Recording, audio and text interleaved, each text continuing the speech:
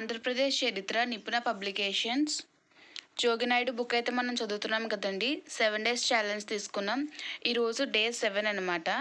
ఈరోజు నేను కంప్లీట్ చేసిన టాపిక్స్ వచ్చేసి డే 7లో తూర్పు చాళుక్యులు రిమైనింగ్ పార్ట్ అనేది కంప్లీట్ చేశానండి. ఎందుకంటే డే 6లో నేను తూర్పు చాళుక్యులు పార్ట్ అనేది కంప్లీట్ చేశాను. మిగిలిన రిమైనింగ్ పార్ట్ అనేది ఈరోజు కంప్లీట్ చేశాను. అండ్ 1885 నుంచి 1947 మధ్య ఆంధ్రాలో జాతీయోద్యమ వ్యాప్తి, విస్తరణ, పరిణామం. ఈ టాపిక్లో శాసన ఉల్లంఘన ఉద్యమం ఆంధ్రాలో జరిగింది, ఏమేమి మూమెంట్స్ జరిగాయో, ఏమేమి అక్కడ జరిగాయో, స్త్రీల పాత్ర ఎంత ఉందో వాటన్నిటి గురించి నేనైతే ఈ డే 7లో కంప్లీట్ చేశానండి. లాస్ట్లో మనం ఈ 7 డేస్లో ఏం చూసామో, అంటే 7 డేస్లో ఎంతవరకు కంప్లీట్ అయిందో మనం వేసుకున్న పోర్షన్ అనేది లాస్ట్లో చూద్దాము. ఇక్కడ యూనిట్ 1లో తూర్పు చాళుక్యులు ఉంది కదండి. ఈ రాజకీయ చరిత్ర, పరిపాలనా విధానం, ఆర్థిక పరిస్థితులు, సాంఘిక పరిస్థితులు, మత పరిస్థితులు, సాహిత్యం. ఇందులో రాజకీయ చరిత్ర అండ్ పరిపాలనా విధానంలో సమ్ పార్ట్ని డే 6లో చూసాము. డే 7లో రిమైనింగ్ని చూసామన్నమాట. ఇది MCQస్తో చూసామండి. నేనైతే తూర్పు చాళుక్యులు ఇందులో కింగ్స్ అనేవి డే 6లో చూసాము. ఇక్కడ పరిపాలనలో రాజ్యాన్ని రాష్ట్రం కింద, రాష్ట్రాన్ని విషయాల కింద, విషయాన్ని కొట్టరి లేదా గ్రామాల కింద విడదీశారండి. రాజ్యానికి వచ్చేసి హెడ్ రాజు ఉంటాడు, రాష్ట్రానికి వచ్చేసి కుమరామత్యులు, అదే విషయాలకు వచ్చేసి విషయాపతి లేదా మండలేశ్వర లేదా నియోగ వల్లభుడు అంటారనమాట. ఇక్కడ విషయాకి విషయాధిపతి కన్నా మండలేశ్వర అనే పదాన్ని గుర్తుపెట్టుకోవాలండి. ఎందుకంటే కొంచెం డిఫరెంట్గా ఉంది కదా. నార్మల్గా విషయాలకు అధిపతి ఎవరు అని చెప్పిన విషయాధిపతి అంటే తెలిసిపోతుంది. అదే మండలేశ్వర అంటే డిఫరెంట్ వర్డ్ కింద ఉంది కాబట్టి మండలేశ్వర, నియోగ వల్లభుడు ఇవి గుర్తుపెట్టుకోవాలండి, డిఫరెంట్గా ఉన్న వర్డ్స్. నెక్స్ట్ కొట్టరి లేదా గ్రామాలని కొట్టరి అని కూడా అంటాం అనమాట. దాన్ని ఎవరు హెడ్గా ఉంటాడంటే రట్టడి. గ్రామాల్లో ముఖ్య అధికారి అనమాట ఈయన, రట్టడి అనే ఆయన. నెక్స్ట్ ఇక్కడ వచ్చేసి ఆర్థిక పరిస్థితుల్లో ప్రధాన వృత్తి వచ్చి వ్యవసాయం. అదే ఆ ప్రధాన ఆదాయం వచ్చేసి ఆ భూమి నుంచి వచ్చే శిస్తు అనమాట. 1/6 ఉండేది. మెయిన్గా భూమి శిస్తు అండ్ ప్రధాన ఆదాయం అనేది గుర్తుపెట్టుకోవాలండి. ఎందుకంటే ఇవి అడుగుతున్నారు ప్రధాన వృత్తి ఏంటి అని చెప్పని. కొన్ని వాటిల్లో పశుపోషణ ఉంటుంది, కొన్ని వాటిలో పరిశ్రమలు కూడా వచ్చాయి. సో అందుకే మెయిన్ ప్రధాన వృత్తి అనేది గుర్తుపెట్టుకోవడం ఇంపార్టెంట్. ఇక నేనైతే వాణిజ్యం అండ్ విదేశీ వ్యాపారం, మత పరిస్థితులు వీటికి సంబంధించిన అయితే నేను కంప్లీట్ చేశాను.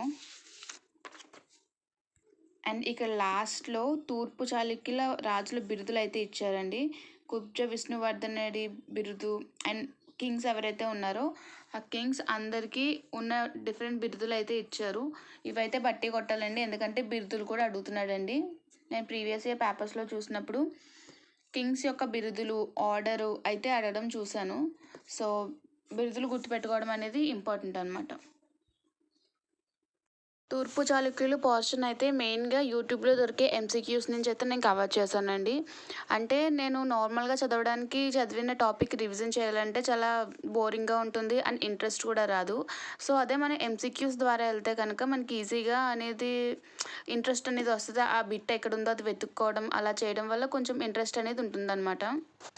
సో అందుకే యూట్యూబ్లో MCQs అనేవి పెట్టేసుకుని నేను ఒక్కొక్క బిట్, ఇప్పుడు ఏమైనా బిట్ వచ్చిందంటే ఆ బిట్కి సంబంధించిన టాపిక్ ఎక్కడ ఉందని చెప్పని బుక్లో వెతుక్కుని ఆ టాపిక్ని చదివేదాన్ని. సో అలా నాకు తూర్పు చాళుక్యుల పోర్షన్ అయితే కంప్లీట్ అయింది. మీరు కూడా ఇంట్రెస్ట్ లేకుండా రివిజన్ చేసే టైంలో ఇలా చేయడం వల్ల ఇంకా బాగా గుర్తుంటుందండి. నేనైతే పర్సనల్ ఎక్స్పీరియన్స్ ద్వారా చెప్తున్నాను.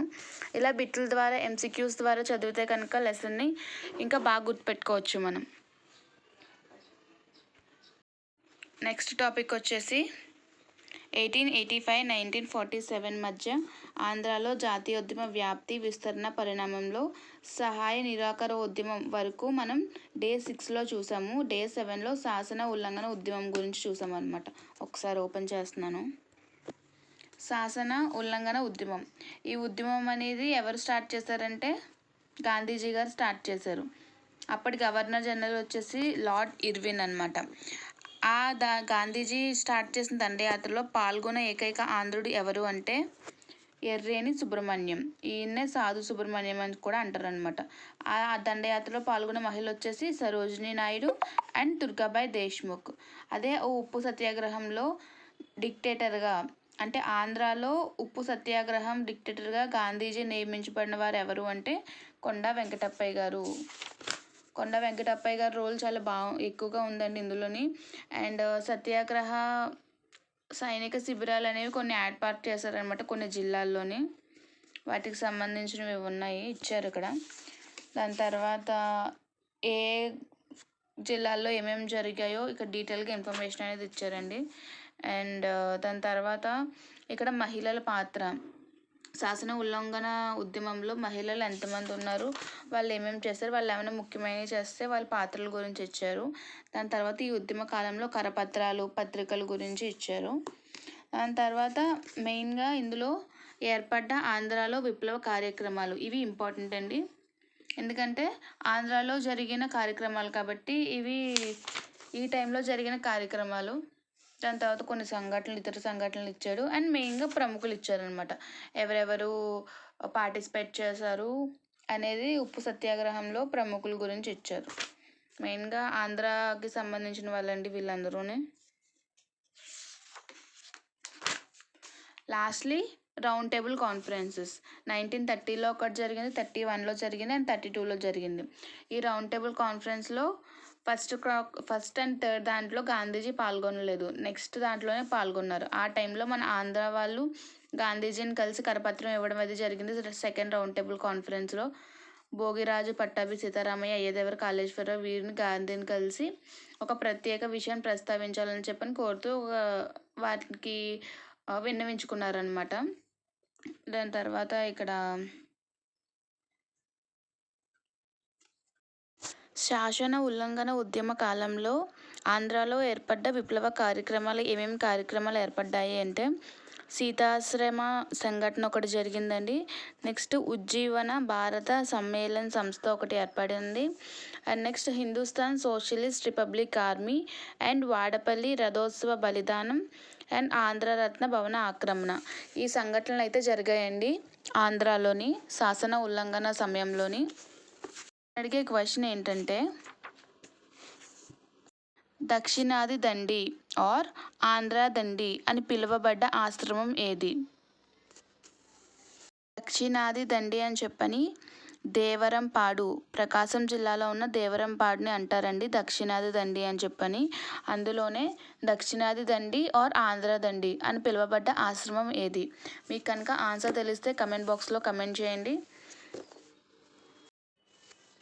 శాసన ఉల్లంఘన ఉద్యమ కాలంలో కొన్ని గీతాలు అనేవి ప్రసిద్ధి చెందాయండి.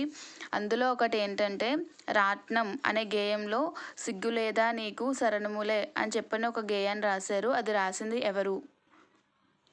ఈ 7 డేస్లో మనం చూసుకుంటే యూనిట్ 1 నుంచి పూర్వ చరిత్ర కంప్లీట్ అయిందండి. అండ్ ఆంధ్రదేశ చరిత్ర, శాతవాహన పూర్వరాజులు వీటికి సంబంధించినది కంప్లీట్ అయింది. అండ్ శాతవాహనులు కూడా మనం కంప్లీట్గా చూసాము. నెక్స్ట్ ఇక్ష్వాకుల్లో కూడా అన్ని రాజకీయ చరిత్ర, పరిపాలన, మత పరిస్థితులు, శిల్పం వీటన్నిటి టాపిక్స్ మనం చూసాం. కాకపోతే ఆంధ్రాలో జైన, బౌద్ధ మతాలు అనేవి చూడలేదండి, ఎందుకంటే సిలబస్లో ఇవ్వలేదు కాబట్టి చూడలేదు. కానీ ఎంసీక్యూస్లో వస్తే కనుక ఎంసీక్యూస్ని చూసుకుంటాను. లెసన్ మాత్రం అనేది చూడదలుచుకోలేదండి నేనైతే, ఎందుకంటే సిలబస్లో జైన, బౌద్ధ మతాలు అని చెప్పని మెయిన్గా మెన్షన్ చేసలేదు కాబట్టి. నెక్స్ట్ శాతవాహన అనంతరయుగం, బృహత్పలాయనలు కంప్లీట్ చేసాం అండ్ శాలంకాయనలు కంప్లీట్ చేసాం అండ్ ఆంధ్రగోత్రికులు, విష్ణుకుండిలు కూడా కంప్లీట్ అయింది. అండ్ తూర్పు చాళుక్యులు వచ్చి బిట్స్తో చూస్తూ మనం మొత్తం అన్ని కంప్లీట్ చేసాం. అండ్ తెలుగు చోళ్ళు, పొత్తపి చోళ్ళు, నున్నూరు చోళ్ళు, రేనాటి, కొన్నిదెన అండ్ నెల్లూరు, ఈ టాపిక్స్ అయితే యూనిట్ 1 నుంచి కంప్లీట్ చేసాం. అండ్ యూనిట్ 2కి వచ్చేసి కాకతీయ రాజ్యం అనేది 2 పోర్షన్స్ కింద వేసుకుని కంప్లీట్ చేసామండి. అండ్ కాకతీయ అనంతరయుగం కూడా డే 1లోనే కంప్లీట్ చేసాం, ముస్నూరి అండ్ రెడ్డి కూడాని. అండ్ విజయనగరం కూడా 2 స్లాట్స్ కింద, కింగ్స్ అన్నీ ఒక రోజు అండ్ రిమైనింగ్ అంతా ఒక రోజు వేసుకుని విజయనగరం కూడా కంప్లీట్ చేసాం. అండ్ కుతుబ్ షాహీలు కూడా ఒక రోజు కంప్లీట్ చేసేసాం. ఇంకా మిగిలింది తెలుగు భాష, సాహిత్యం, అభివృద్ధి సంబంధించి ఉన్నాయన్నమాట ఈ టాపిక్ అనేది చాలా వ్యాస్ట్గా ఉంటుంది. చాలామంది కవులు వస్తారు, వాళ్ళ బిరుదులు వస్తాయి, వాళ్ళ రచనలు వస్తాయి. సో కొంచెంగా ఇది అనేది ఇప్పటి నుంచి చేద్దామండి. నెక్స్ట్ ఇక్కడ యూనిట్ 3కి వచ్చేసి ఐరోపా వాసుల రాక, ఆంగ్లేయులు అండ్ డచ్ వారు, ఫ్రెంచ్, పోర్చుగీస్ వీరు ఎవరెవరు వచ్చారో, ట్రేడ్ సెంటర్స్ ఎక్కడ ఉన్నాయో వీటికి సంబంధించినది అయితే మనం చూసాము. అండ్ నెక్స్ట్ 1885 నుంచి 1947 మధ్యలో మితవాదం, వందే మాతర ఉద్యమం, ఆంధ్రాలో సహాయ నిరాకరణ ఉద్యమం, శాసన ఉల్లంఘన ఉద్యమం, ఈ టాపిక్స్ అనేవి మనం కంప్లీట్ చేసామన్నమాట. న్యాయ లేదా ఆత్మగౌరవ ఉద్యమాలు, జస్టిస్ పార్టీ ఒకటే చూసాము.